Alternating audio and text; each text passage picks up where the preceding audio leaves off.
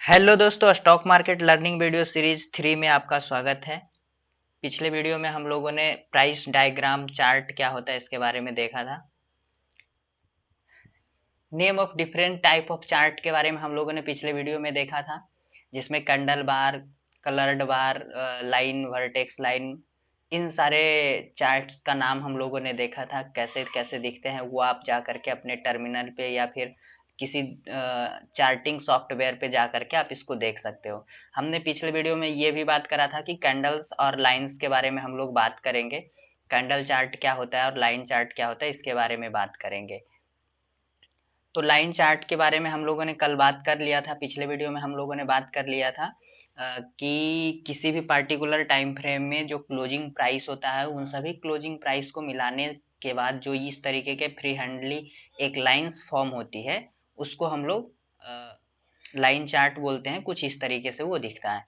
अगर हम बात करें कैंडल चार्ट की, तो कैंडल चार्ट में हम लोगों ने बात करा था कि इसमें 4 डेटा पॉइंट्स से मिलकर के ये कैंडल्स बनता है और उस कैंडल के आधार पे ये कैंडल चार्ट बनाया जाता है, जो कि एक पार्टिकुलर टाइम ड्यूरेशन में किसी भी छोटे से छोटे time duration, day, 5 minute, 15 minute, 10 minute, 30 minute, 1 hour, है ना, डेली, वीकली, मंथली, किसी भी टाइम फ्रेम में आप एक कैंडल्स का फॉर्मेशन कर सकते हो।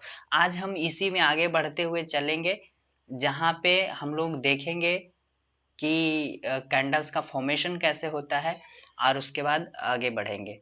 तो आज का जो वीडियो है उसमें हम लोग देखेंगे कि कैंडल्स का फॉर्मेशन कैसे होता है। तो आप मान लो कि मार्केट ओपन होता है। मार्केट ओपन होने के बाद किसी भी स्टॉक, इंडेक्स, कमोडिटी, करेंसी या किसी अदर स्क्रिप्ट में जहाँ पे बायर और सेलर एक्टिव होते हैं, तो बायर और सेलर के एक्टिव होने के बाद प्राइस का जो मैचिंग होता है वो कुछ मान लेते हैं कि 9:15 में 100 रुपीज के प्राइस पे बायर और सेलर का प्राइस मैचिंग होता है और ये फर्स्ट ऑर्डर एक्सक्यूट होता है। 9:15 में पहली ऑर्डर 100 रुपीज पे एक्सक्यूट होता है। उसके बाद 9:30 का डेटा हम लोग लेते हैं। इसके बीच में भी मार्केट ओपन होता है तो बाइंग और सेलिंग चल रही होगी, लेकिन मैं ये मान के चलता हूँ कि जो पार्टिकुलर डेटा ले रहा हूँ वो उस पार्टिकुलर टाइम का है। तो 9:30 का जो एक डेटा है वो हमारे पास 98 रुपीज में किसी स्क्रिप्ट का बाइंग या सेलिंग हुआ था। सेम ही स्क्रिप्ट की हम बात कर रहे हैं। तो 10 o'clock में अगर हम बात करें तो उसका 95 पे वो प्राइस एक्सक्यूट हुआ था। बाइंग और सेलिंग का मैचिंग जो हुआ था 95 पे हुआ था। तो यानी किसी बायर ने किसी सेलर के द्वारा जो स्क्रिप्ट होगा उसको बाई करा होगा। और हम ये यहाँ पे ये एक ऐसा डेटा मान के चल रहे हैं 10 o'clock में कि वो लोएस्ट प्राइस दैट डे, यानी उस दिन का सबसे लोएस्ट प्राइस 95 है। उसके बाद फिर से हमने एक डेटा वहां से लिया है, जो 12 o'clock का लिया है, जहाँ पे हम लोगों को डेटा मिला है वो 103 रुपीज का, यानी उसी स्क्रिप्ट का प्राइस 12 o'clock में 103 रुपये में चल रहा था। 1 बजे जब हमने इसको डेटा को कलेक्ट करना चाहा तो उस टाइम का वो डेटा 99 रुपीज का मिल रहा था। और 1:30 में ये 108 में मिल रहा था। फिर 2 o'clock में इसका प्राइस 103 चल रहा था और 2:30 में इसका प्राइस 115 चल रहा था, जो कि उस दिन का हाईएस्ट प्राइस था। उस दिन का सबसे हाईएस्ट प्राइस था 2:30 में 115। इसके बाद 3 o'clock में हमने देखा उसका प्राइस, उस पार्टिकुलर स्क्रिप्ट का प्राइस 102 चल रहा था और जब मार्केट क्लोजिंग टाइमिंग था तो 110 चल रहा था। तो इन सारे डेटा कलेक्ट करने के बाद अगर हमें इसी डेटा के आधार पे कैंडल का फॉर्मेशन करना होता है तो हम कैसे करें, तो इसी के बारे में आज हम बात करने वाले हैं। तो इस सारे डेटा में हम ये मान के चलते हैं, जो कि हमने यहाँ पे मेंशन भी कर रखा है, कि मार्केट का ओपनिंग टाइम का जो प्राइस था वो ओपनिंग प्राइस 110 यानी 100 था।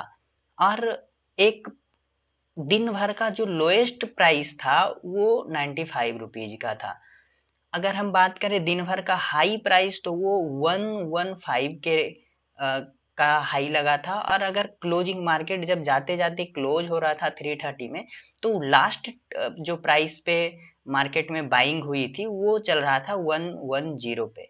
तो अगर इस पूरे डेटा के आधार पे हम एक कैंडल्स का फॉर्मेशन करना चाहें, तो हमारे लिए ये 4 डेटा इंपॉर्टेंट है।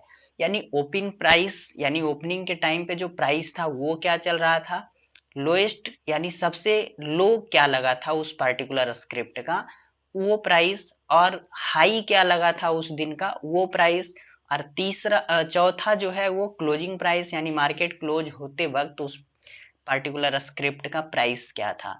ये 4 डेटा से, यानी ओपन, हाई, लो, क्लोज, ये 4 डेटा से मिल करके हमारा एक कैंडल फॉर्म होता है, जो कि आप यहाँ पे देख सकते हो।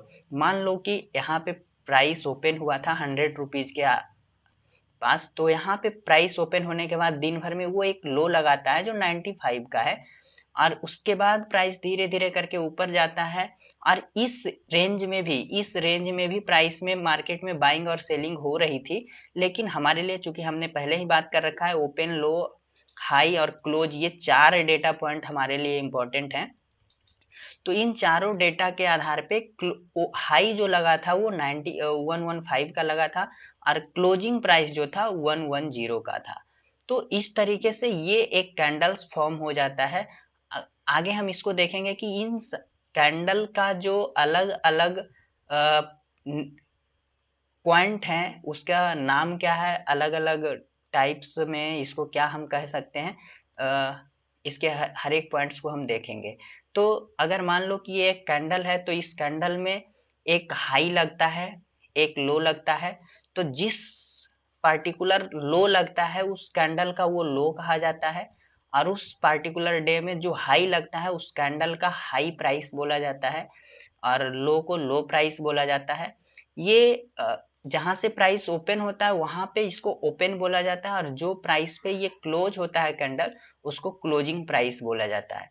तो इस तरीके से ये कैंडल में ये ओपनिंग प्राइस है, ये ओपनिंग प्राइस है जहां पे यहाँ से प्राइस ओपन हुआ था, और ओपन होने के बाद उस पर्टिकुलर टाइम फ्रेम में एक लो लगाया है, ये कुछ यहाँ तक लो लगाया है। तो ये एग्जैक्ट लो जो लगा है उसको लो प्राइस बोलेंगे। और दिन भर में जब कभी प्राइस ऊपर जाता है, धीरे धीरे करके ऊपर गया होगा, और ये एक हाई लगाया है, तो ये पार्टिकुलर हाई प्राइस को हाई प्राइस बोला जाता है। और फिर जाते जाते जिस प्राइस पे इसने क्लोज करा होगा उसको क्लोजिंग प्राइस बोला जाता है। तो ये एक सिंपल कैंडल है। इस कैंडल में ये 4 इंपॉर्टेंट पॉइंट हाई, ओपन, लो, क्लोज होते हैं। इसके अलावा अगर हम बात करें क्लोज और हाई के बीच का, अगर बात करें तो ऊपर के साइड जो ये पार्ट दिख रहा है इसको हम लोग अपर शैडो बोलते हैं, और नीचे का जो ये पार्ट दिख रहा है इसको लोअर शैडो बोलते हैं। और ये पूरा का पूरा जो बॉडी दिख रहा है, ये बीच वाला मोटा वाला जो पार्ट दिख रहा है, इसको रियल बॉडी बोला जाता है या कैंडल बॉडी बोला जाता है। कैंडल बॉडी जो होता है ओपन और क्लोज के बीच का डिफरेंस का जो पार्ट होता है उसी को रियल बॉडी के नाम से जानते हैं। अब ये कैंडल्स हमारे पास 2 टाइप्स के हैं, एक बुलिश कैंडल और एक बियरिश कैंडल। अगर हम बुलिश कैंडल की बात करें तो बुलिश कैंडल में ओपनिंग प्राइस हमेशा नीचे रहती है और क्लोजिंग प्राइस हमेशा ऊपर रहती है। और सेम अगर हम बात करें लो की, तो लो हमेशा ओपनिंग से अगर नीचे गया है प्राइस तो वो प्राइस जहां तक वो नीचे गया है वो ही लो होगा। और क्लोजिंग प्राइस की अगर हम बात करेंगे तो जो मार्केट क्लोज होते वक्त जो प्राइस था क्लोजिंग का वही क्लोजिंग प्राइस कहलाएगा, और दिन भर में जो एक हाई लगाया होगा वो हाई प्राइस होगा। तो अगर बुलिश कैंडल है तो ओपनिंग प्राइस हमेशा नीचे होगी और जाते जाते मार्केट कुछ ऊपर प्राइस में ओपन क्लोज दिया होगा, इसलिए क्लोजिंग प्राइस हमेशा ऊपर होगी। और इस तरीके का बुलिश कैंडल को दिखाने के लिए जनरली आजकल सॉफ्टवेयर में ग्रीन कलर का यूज किया जाता है, इसलिए हमने बुलिश कैंडल के लिए ग्रीन कलर यहाँ पे इस्तेमाल करा है। ये बीच वाला जो पार्ट है रियल बॉडी कहलाएगा। अगर हम बियरिश कैंडल की बात करें तो हाई, लो और अपर shadow, lower shadow almost same होते हैं, बॉडी भी लगभग सेम होता है, लेकिन यहाँ पे ओपनिंग प्राइस ऊपर रहता है और क्लोजिंग प्राइस नीचे रहता है। तो इस तरीके से अगर हम बात करें तो ये कैंडल्स बियरिश कैंडल में बियरिश कैंडल का फॉर्मेशन हो जाता है। अगर ओपनिंग प्राइस ऊपर है और क्लोजिंग प्राइस नीचे है तो ये बियरिश कैंडल फॉर्म होते हैं। तो बुलिश कैंडल, बियरिश कैंडल हम लोगों ने यहाँ पे देख लिया। अब नेक्स्ट वीडियो में हम डिफरेंट डिफरेंट टाइप के कैंडल्स के बारे में बात करेंगे, वहाँ पे उसका यूजेज के बारे में सीखेंगे।